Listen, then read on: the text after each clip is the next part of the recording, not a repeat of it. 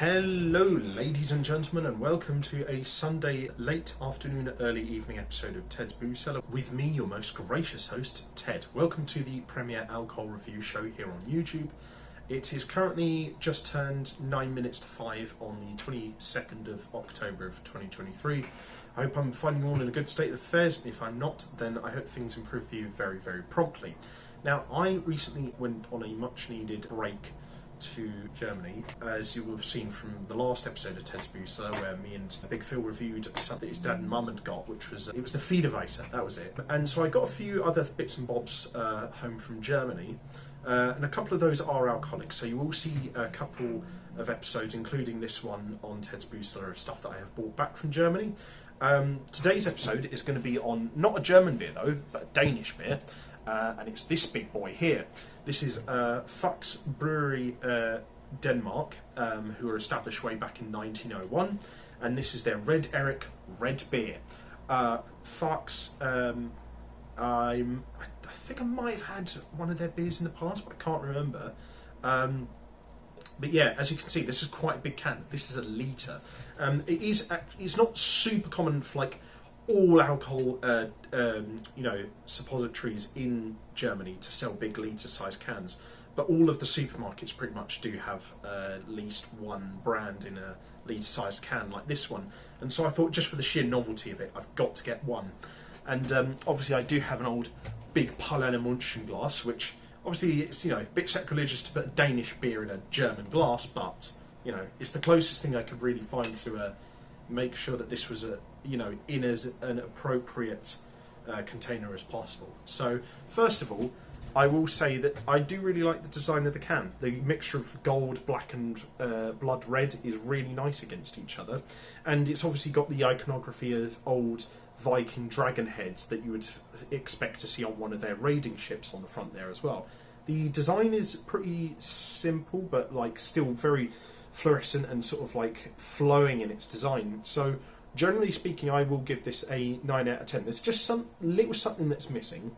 I feel like the design could be a little bit more, I don't know, it's hard to put, it's just missing a bit of fizz in terms of its visual design. But generally, I'll give this a 9 out of 10. It looks really handsome. As for the cost of the drink itself, I can't remember exactly what it was. It wasn't quite a lot, actually. It was pretty cheap, actually, in fact, and it was pretty good value for money. It was definitely well below €5. I think it might have been below 4, I believe. It was around that mark, but it was just a bit below that. But I think for a big beer can like this in the UK, you'd probably be expecting to look at least £6 or £7. So yeah, I definitely got it for a fair bit cheaper. So open up and see what our first impressions are like. Did get a bit fizzed up in the travel back, but not too much by the looks of things. So it's got a slight reddish hue to it.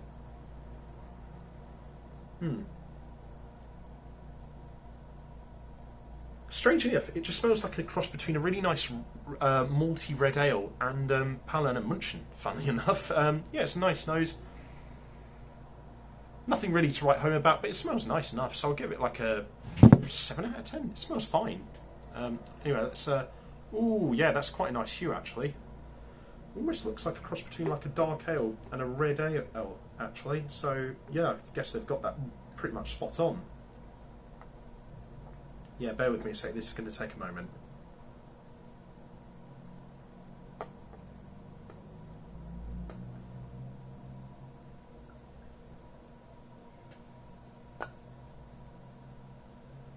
Alright, I've mucked up the head there a little bit, but as you can see, it's got a very red hue to it. It's almost like a slightly lighter version of a strawberry Ribena almost, or one of those German cherry sodas. That's kind of what it makes me think of. But yeah, I guess the title of Red Erik was pretty accurate. This is a very, very red beer.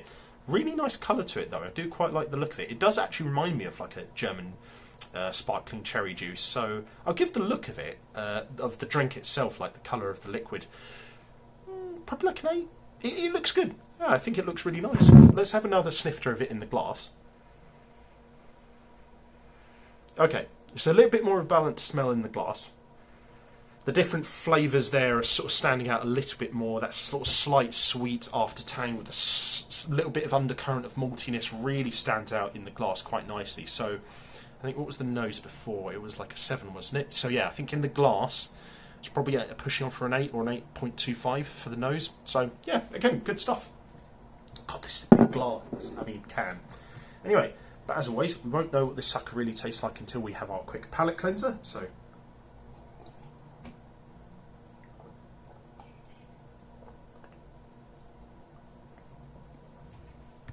And then on to the most important part of the video, which is to see what this sucker tastes like. So, to everyone at home, bottoms up, and I hope you have a good week ahead.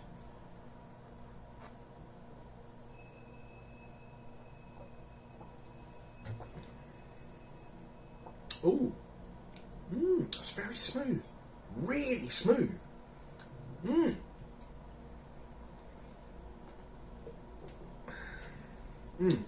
That's one of the smoothest red beers I've ever drank. The texture is brilliant, really light, crisp, but still full-bodied in texture enough that it has a distinct identity. But it's very smooth.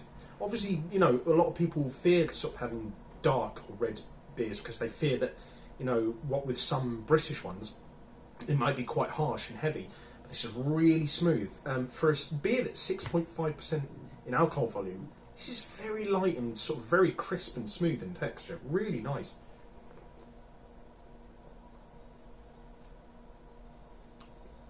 The flavour similarly is quite simple but very vibrant.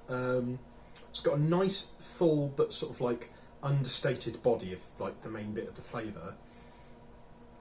So the main through line of the flavour is like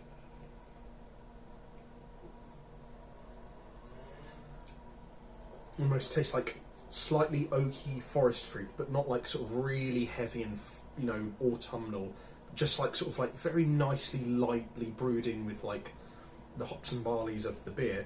And then the aftertaste,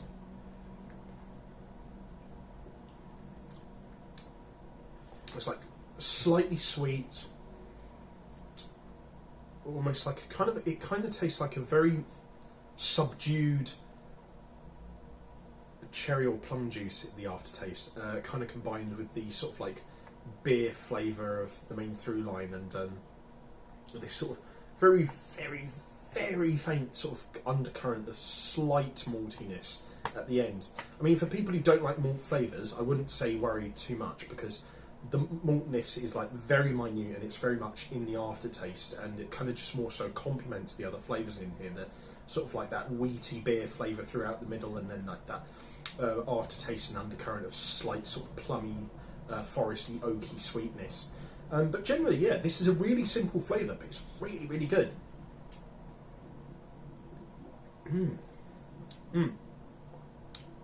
This might be right up there as one of my favourite red beers ever.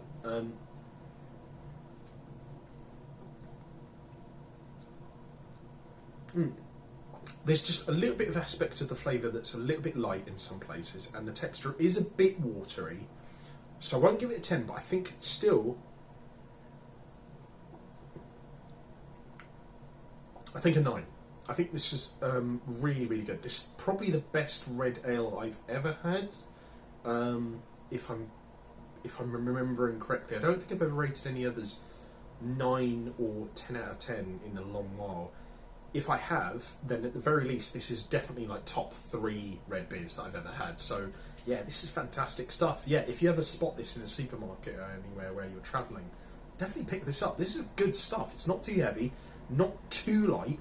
There's only a very few sort of little tweaks I'd make, particularly with the wateriness of the texture and flavour. But generally speaking, this is really, really good stuff. Really, really love it. Oh man, yeah, delicious. But yeah, you guys let me know what you think. Also let me know if I have mispronounced the name of the drink, because I'm pretty sure I butchered it, because obviously I'm not a native German or Danish speaker. But if you guys like this video, leave a like, share and subscribe. If you have any suggestions for future episodes of Ted's Booze Cellar, let me know in the comment section down below. If you want to check out my other social medias, I'll leave them in the video description down below. And until next time, have fun, stay safe for whatever you're doing, don't do anything I wouldn't do, drink responsibly, know your limits, And I'll see you guys at the bar next time on Ted's Booze Cellar. Bye bye for now.